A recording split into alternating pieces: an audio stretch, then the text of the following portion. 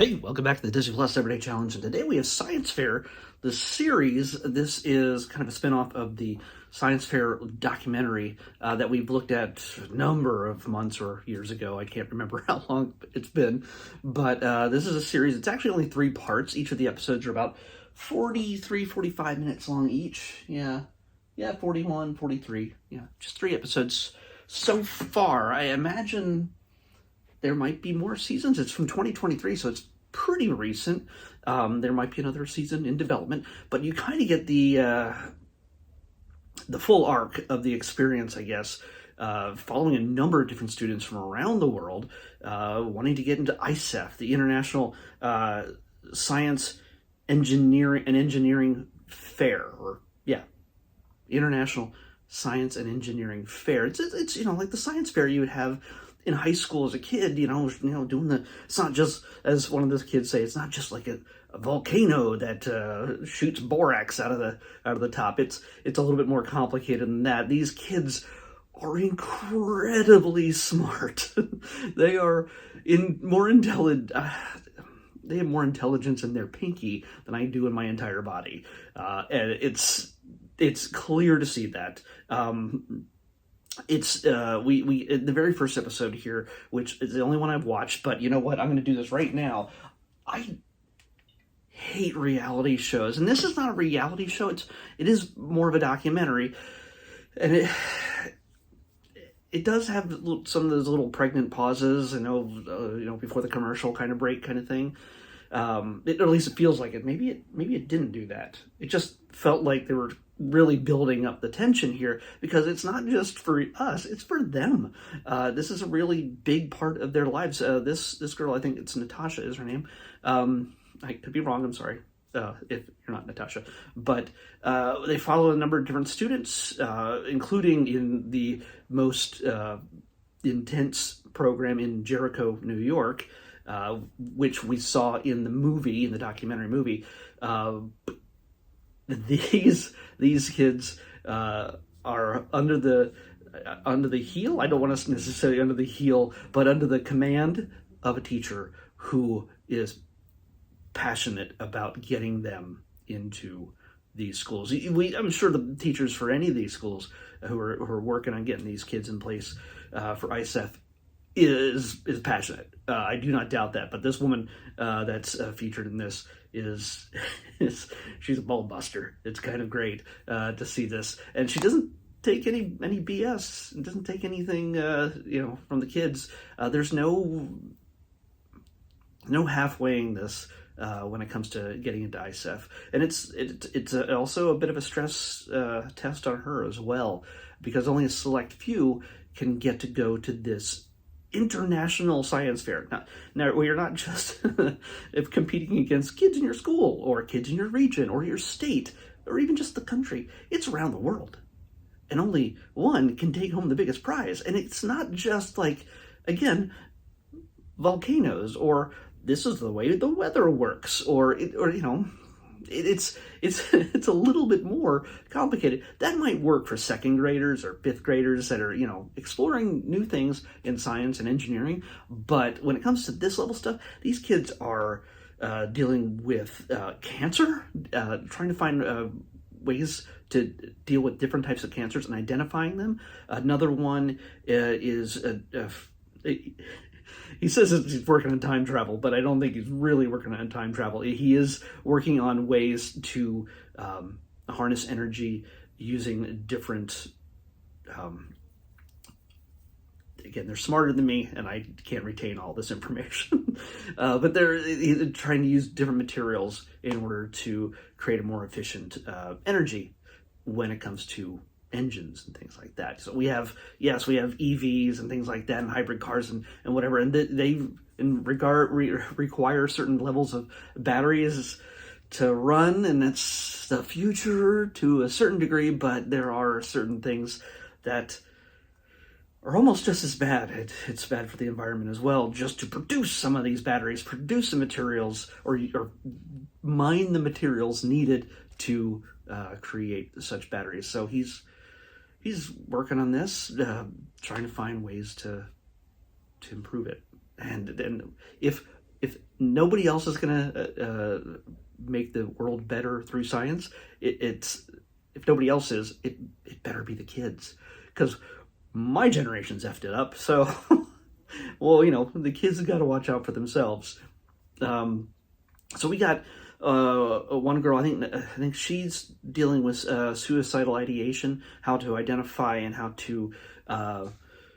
It's just research. There's very little research done on this, and how to combat it, how to discover and just identify and help get treatment for those involved. And that doesn't sound very sciencey, but it is. It's a biological. I don't know all the terms, but yeah, she. We follow her. We follow the kid in Florida. Yes, even Florida has people who know and use and enjoy science. So that's great. Yeah, despite what they're telling you. Florida. And also we visit a young woman in Zimbabwe who is making her way, hopefully, to ISEF. We do follow a number of kids who, it's not just, we're going to put the focus on the kids that we know are going to get in. They do follow a number of kids who don't make the cut. And it's pretty intense. Some of them you kind of figure, oh man, we're gonna see these kids go pretty far. Because they're super smart. They got some incredible ideas, but it's not just about science. It's not just about, hey, I got a good idea. Here's all the data behind it. Here's how it would be implemented. Here's, just theories and everything else. It all comes down to presentation as well. You have to sell it. You have to go, well, I have this great idea. Check it out. No, and I am. As you are watching right now, I am not the best presentator. That's not even a word. I'm not the best person to do this kind of thing. None of this is training. This is all just on the job, as if you can't tell. And it's not even a job. I don't get paid for it. But it's all done in a way that, for me, is an experiment. I really don't like being in front of a camera, and many of you probably don't like me in front of a camera either. But I'm doing this in order to just improve my presentation, my ability to speak on things off the cuff. None of this is scripted. I literally just stopped watching it a few minutes ago and walked in front of this camera and am now talking about it. Again, it shows in many cases, especially when I'm tired and I have lost focus. But here, these kids are required to face a panel of teachers within their own school, including, at least in Jericho, New York, especially that teacher who is the one who is cracking the whip, basically making sure that they get the best out of their project as possible, because only the best make it to ISEF.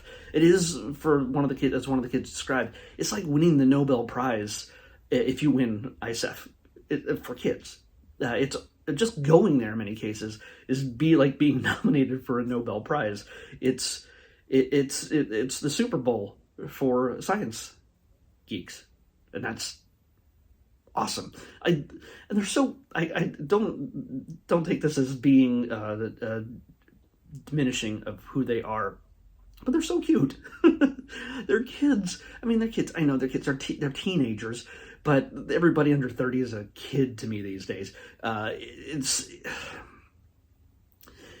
cute not because of any inherent attractiveness, but it's because they're enthusiastic about science, about discovery and research and technology and engineering and biology and everything about that. We see people who are enthusiastic about a Taylor Swift show. Yeah, I get that. I see people who are excited about the new Star Wars trailer or the new Deadpool movie or anything else.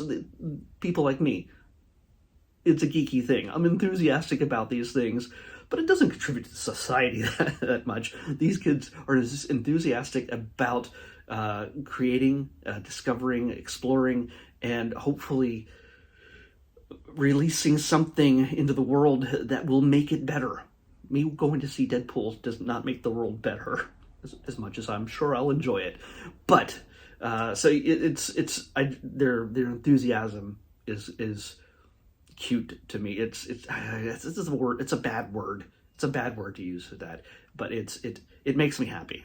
It makes me happy, and it makes me happy for them that they are getting to experience such things. Again, this is more than a year old since this all happened to them. I don't know what the next 2 episodes hold, but I've now added it to my list, and I've said, if you've watched any of my stuff in the past, I really don't like reality shows or competition shows. I don't care about kids cooking. I don't care about adults on an island hooking up. None of that makes a difference to me. But the enthusiasm is electric. It's addictive, and I feel like I need to watch the next an hour and a half of this story of these kids' lives, just find out how it goes. Yeah, hopefully you might find that too. It's pretty fantastic, and we need more kids like that in the world, more adults like that in the world. We need more people in general who are not just going to make up BS and go, "This is the way things are. This is the way things have always been." No, we need curious, inquisitive, explorative. That's not a word. Yeah, I'm making up words now. We just need minds that are willing to work to make the world better, even in small ways. Sometimes it can be really huge ways. These kids have bright futures, whether they make it to ISEF or not, whether they win the big prize or not. They're making more of a difference than I am with almost 1,600 videos about Disney Plus. So let's pick tomorrow's episode. 93. Here we are. Okay. Well, this is a bit of hyperbole. It's a documentary. I don't know if it's a series or if it's just like a one-off movie or a episode or special or whatever it is. But we're going to Egypt. Don't know if there's going to be mummies involved. There seems to be a lot of mummy stuff when you go to Egypt. It just seems like a requirement for some reason. But it's the title that really throws me off here. It's really setting the expectations up here. It's Egypt with the world's greatest explorer. Yeah. Who is the world's greatest explorer? I don't know. We're going to have to find out. That's the biggest mystery. I think we got Egypt pretty much wrapped up after all the documentaries I've seen, but it'd be nice to know if I find something new, if I learn something new. Egypt with the world's greatest explorer in the next Disney Plus Everyday Challenge. I'll see you back here tomorrow with that. Bye.